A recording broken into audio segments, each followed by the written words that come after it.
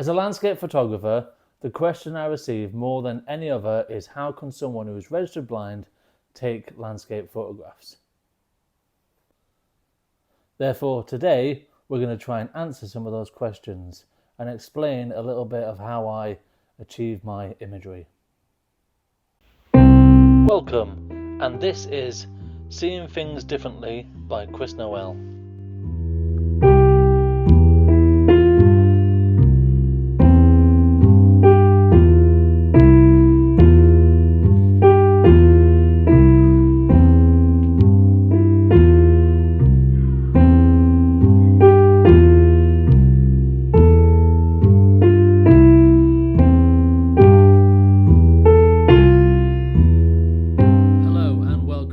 To the channel.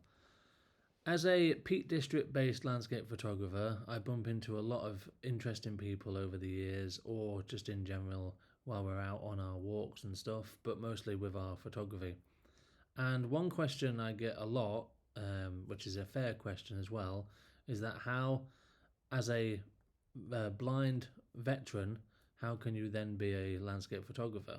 So today I thought it'd be good to maybe answer some of those questions and explain the limitations, but more the ability that I can then take photographs. So let's go and have a look at that.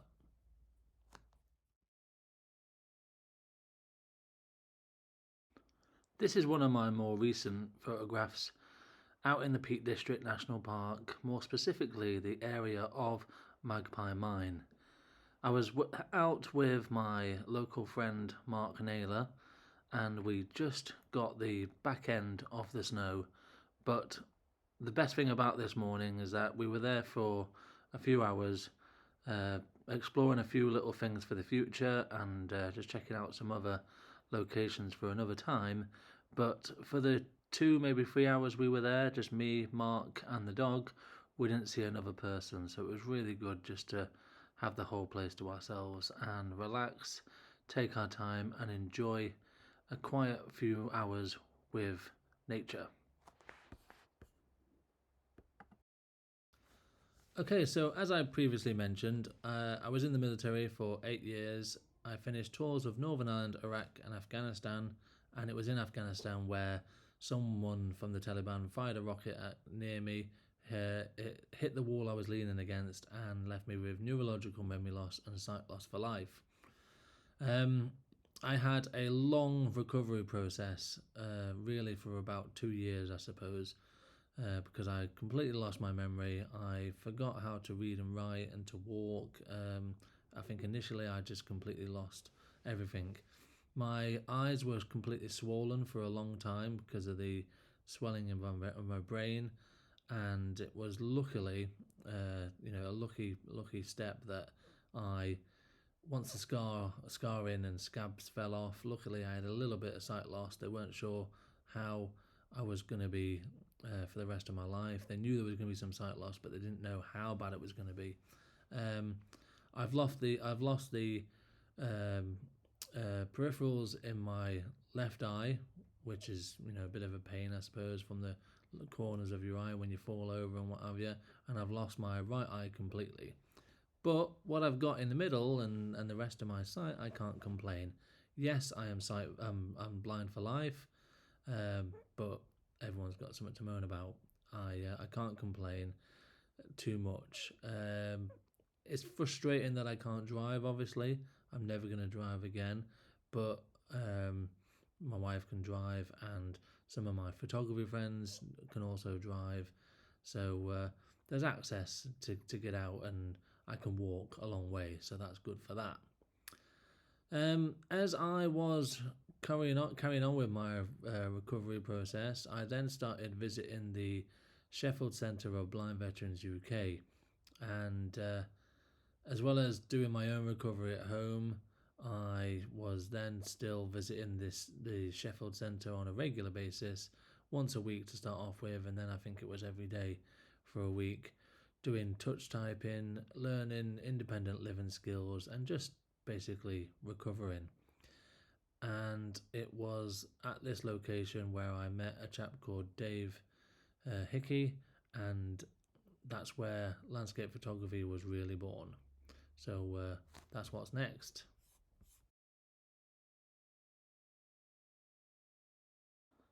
Another image from quite recent. This one, I was joined again with myself and Mark Naylor and Echo, the little cocker spaniel, and we also bumped into a photographer who his work is fantastic, but we've never actually met in person. Wayne Slater. Between us, we had a wonderful morning, just the three of us and the dog, um, enjoying this fog. Very peaceful moment, silent in fact, no one else with us, just us enjoying this, ethereal, special, quiet moment with absolute silence. And I think you can see the silence through the imagery.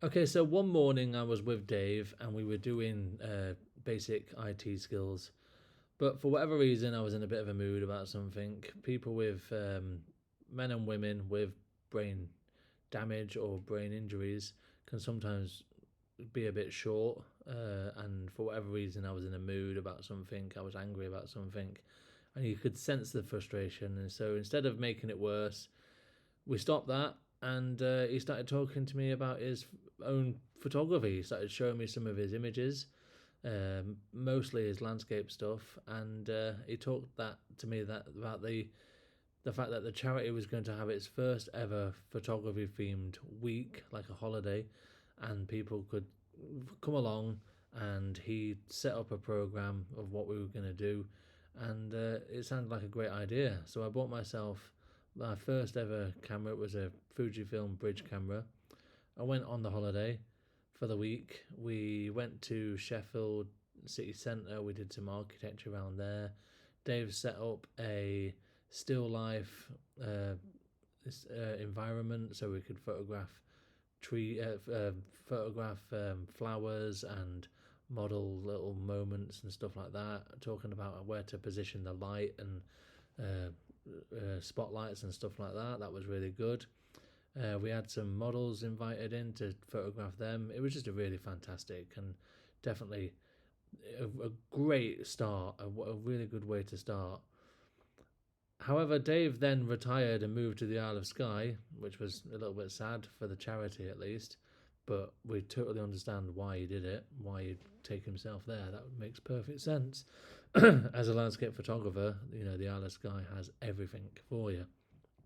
And then as I carried on with the charity, they asked me to come along for another week as the years continued, and I then volunteered as a member to carry on pretty much what Dave had created. During this, though, at the same time, however, I was wanting to be outside. I wanted to do my own photography and landscape photography through the help of Dave and my old military background, wanted to be outside a lot. It made perfect sense, and the fact I had the Peak District National Park on my doorstep, it definitely made a lot of sense, and that's where landscape photography for me was definitely born.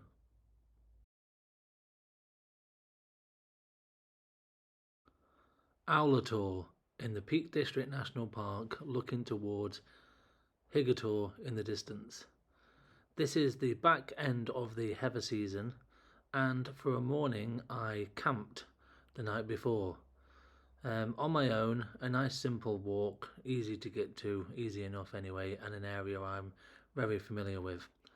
I camped so I could take my time, have more relaxing time on my own.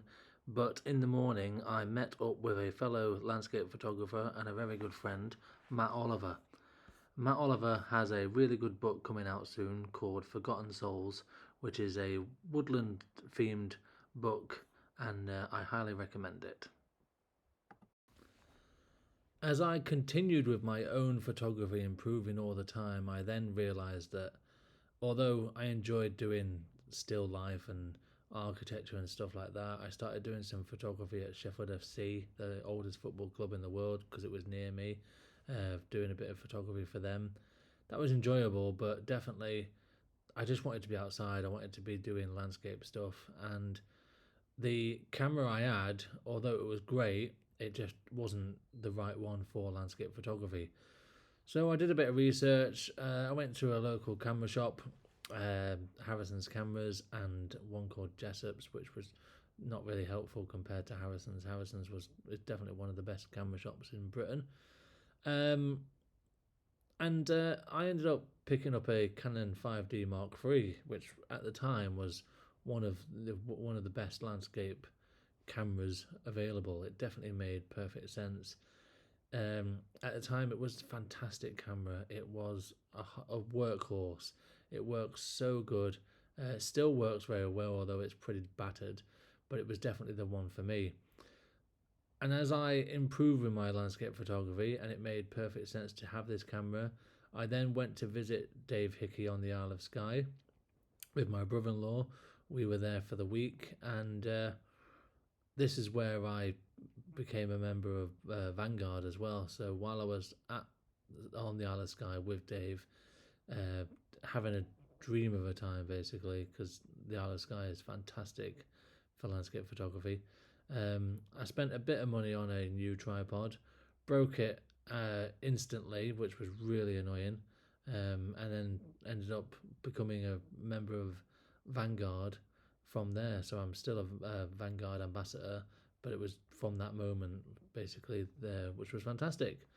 The trip to the Isle of Skye was just incredible.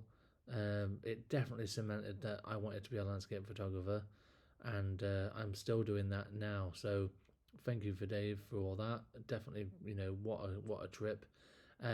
Dave doesn't do workshops anymore. However, he has in 10-year period released a book which is Photographer's Guide to the Isle of Skye. Highly recommend this book. It is fantastic. It's got so much information. It's available on Amazon, I believe, or from his website. So check that out. It's hundreds of pages. Really, really helpful. I've not fully read it all, totally, but I will eventually. How do blind people read books? Well, technology has improved massively these days. You can use me specifically. I use my iPhone. It can scan or take a photo of the page or the book in general, and it can read it to you. So that's really helpful for that. Here is a group photo that we took together. Myself on the left-hand side, Simon, my brother-in-law, in the middle, and then Dave on the right. The thing I remember about this location the most on the Isle of Skye was the absolute silence. You could hear the only ever so slight creaking of the water reeds as the movement of the water occurred ever so slightly. But apart from that, it was just that, us, and a few birds flying around. There was nothing going on. We didn't see one car for all the hours we were there, and it was just so special. And for me, an absolute gem of a memory. A location I definitely need to return to, and I highly recommend. Off the top of my head, I can't remember what it's called, but I will put a link in the description or in this photo. It was a fantastic place, and a great memory. The Isle of Skye definitely delivered. Okay, so then when David moved to the Isle of Skye, which made a lot of sense, obviously, anyone would want to live there if they were that keen into landscape photography, and then releasing a book, it made the most sense whatsoever. I started continuing with my photography, and more specifically, really, really trying to fine tune my own landscape photography. And I came across another chap called Dave, David Noten. He had a book, he had many books, David Noten, and he had a DVD called Chasing the Light. Now, I still had my brain injury, so remembering things was quite really quite difficult. So I had to watch this DVD on repeat, the Chasing the Light DVD, over and over and over again to try and get the information in. But while I was watching the DVD, looking at Dave's process of location scouting before you went out and photographed anything during like the harsh light, for example. You'd go out during the day knowing that in the morning when the light was right it made perfect sense, and this is what he does in his DVD. And I was hooked. I'd never really thought about it like that. Sometimes I was photographing. Yes, I understand that the sunset was good, but I had my camera pointed straight at the sun every time, which was just rubbish.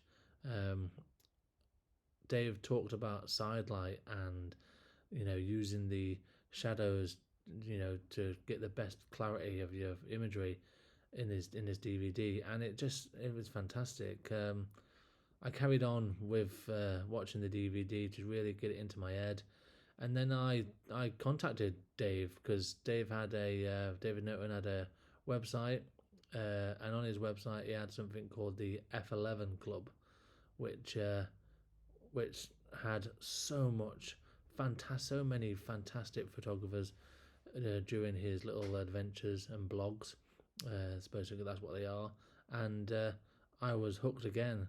Using the smartphones and computers to read it for me, but just to be inspired by the imagery was the main thing. And then I spoke to David Norton, and he planned a trip to come to the Peak District. We spent a weekend together basically, and really fine tuning everything I created already on my own, or with the two Daves, I suppose. But really cementing everything, and making it all work for me, using my camera correctly, basically. And that's why I thank both Daves, although I don't think they've ever actually met. But they've both really helped me with my landscape photography, both David Norton and David Hickey. Here is a nice group photo that Dave created of us together on Kerber Edge. You can see the nice millstone in the foreground and then the landscape in the distance. However, we didn't have the spectacular conditions that morning, not like this. This was another image with myself and another photographer called James Pictures, another Peak District based landscape photographer, a little bit further along in the area of Froggatt Edge. Froggatt and Kerber are pretty much joint, very similar. Okay, so to go back to the question then, how can someone with sight loss take landscape photographs? Well, time is a big factor, I suppose. I had a bit of time to spare, and I had a little bit of patience. I simply sat in the front room with my camera on a tripod and went through the menu over and over again, just like I did with the DVD. I went for a walk, got my boots dirty during the day when the light wasn't great. I practiced. I found locations in local woodlands or local hills before I even went to the Peak District, and I went when the light wasn't great, knowing that if I'm sat in the front room and I can see that there's clearly a decent sunset forming, I would either probably go with my wife or a quick walk with myself, and I could go and quickly grab it when the light was great. And that's it really. That's all it was. And just going over and over it again and again and again until I got it right. These things don't happen overnight. Landscape photography does take time. Looking back now, you can see my images at the beginning. They were absolutely rubbish, some of them. Whereas now, these days, I personally think it's a lot better than it was. I know there's a joke in there somewhere for someone, but that's all it is really. Be patient and just keep practicing. So I thought it would be a good idea for me to show you a simple setup for me while I'm out doing my landscape photography. For this example, I am out at a local woodland, or more specifically on the outskirts of the woodland, and I've come across this fairly decent looking tree. The light's not great or anything, but it works really well, fairly well for this example. The tree's got a bit of character, and then it's just about going for it and seeing what I get. Personally, for my landscape photography, I never go without a tripod. I cannot take an image without a tripod, without it being blurry and just not sharp correctly at all. Um, it's part of my setup process, and it's the first thing I pick up with my camera every time. Then it's about setting up, stepping back, and composing the image correctly. Looking back and making sure I've got everything that I'm happy with.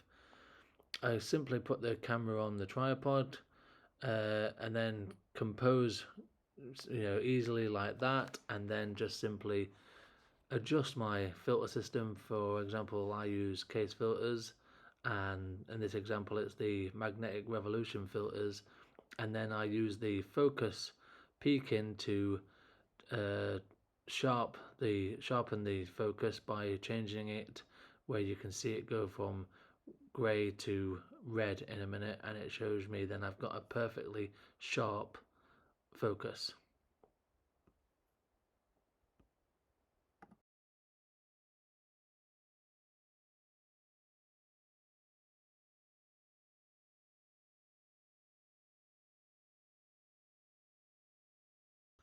Okay, so I talked about my injuries, being injured in Afghanistan, and then having to deal with losing my memory and all that. But all these years later, so I was injured in 2007.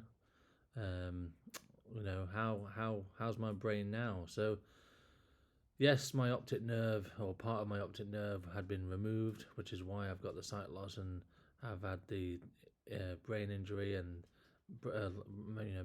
memory loss. But all these years later, I still have issues. Obviously, it's similar to someone having a stroke. I assume my my speech is never going to be amazing. Sometimes I cannot get a word out for life of me. There's a word I'm trying to slip out of my brain or out of my mouth. I can see the word in my head, and I just can't say it.